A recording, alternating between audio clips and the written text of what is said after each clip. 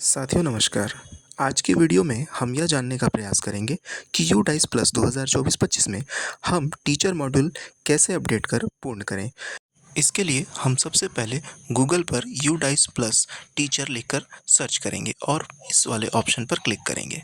और जैसे ही हम यहाँ पर आते हैं तो आपको लॉगिन पेज मिलेगा जिस पे आप अपना आईडी, पासवर्ड और कैप्चर कोड डालकर लॉगिन करेंगे। इसके बाद आपको यह इंटरफेस दिखाई देगा जिसमें आपको आपके साला संबंधी सारी जानकारियाँ दी होगी और यहाँ पर आपको click here to open teacher DCF वाले ऑप्शन पर क्लिक करना है।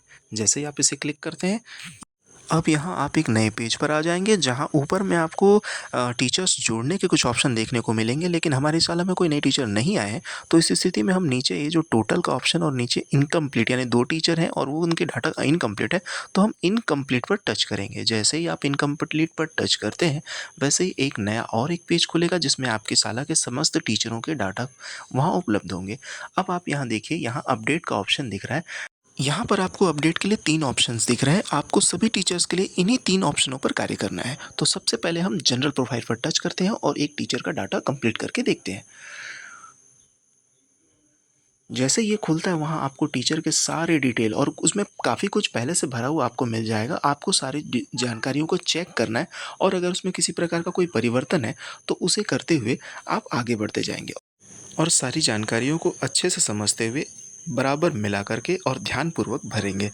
सारी जानकारियों को ध्यान से भरने के बाद आप इससे नीचे यहाँ अपडेट वाले ऑप्शन पर क्लिक करेंगे। जैसे ही आप अपडेट वाले ऑप्शन पर क्लिक करते हैं वैसे ही आप एक नए पेज पर चले आएंगे जहाँ ऊपर में आपको पिछली जानकारी सक्सेसफुल अपडेट कर दी गई इसके बारे में हो दिया होगा। और इसके बाद नीचे टीचर के ज्वाइनिंग संबंधी बहुत सारी जानकारियाँ होंगी जिसे ध्यानपूर्वक अपडेट कर लेंगे और नीचे अपडेट पर क्लिक करेंगे।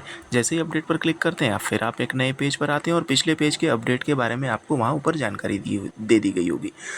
इस पेज पर आपको टीचर्स के ट्रेनिंग संबंधी सारी जानकारियों को अपडेट करना है। इसे ध्यानपूर्वक देख करके आप पूरा पढ़ लें और अच्छे से सभी को अपडेट कर डालें।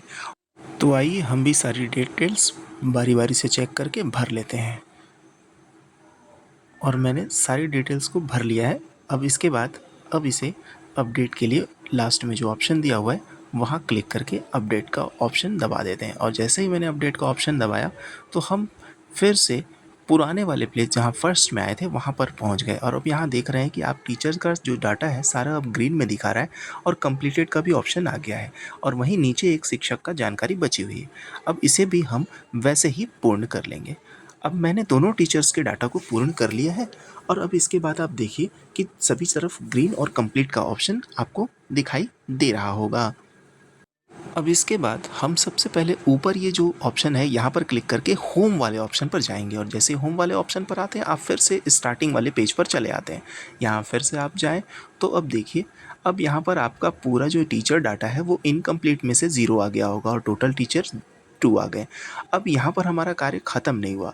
अब यहाँ click here to mark complete वाले ऑप्शन पर क्लिक करना है और जैसे ही आप यहाँ पर क्लिक करेंगे तो अब आपको फाइनल कंप्लीट वाले पेज पर आप चले जाएंगे।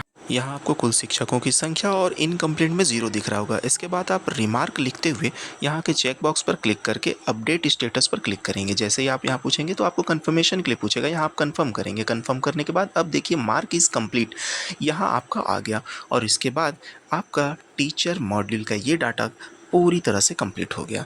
आशा करता हूँ ये जानकारी आप सभी को पसंद आई होगी। धन्यवाद।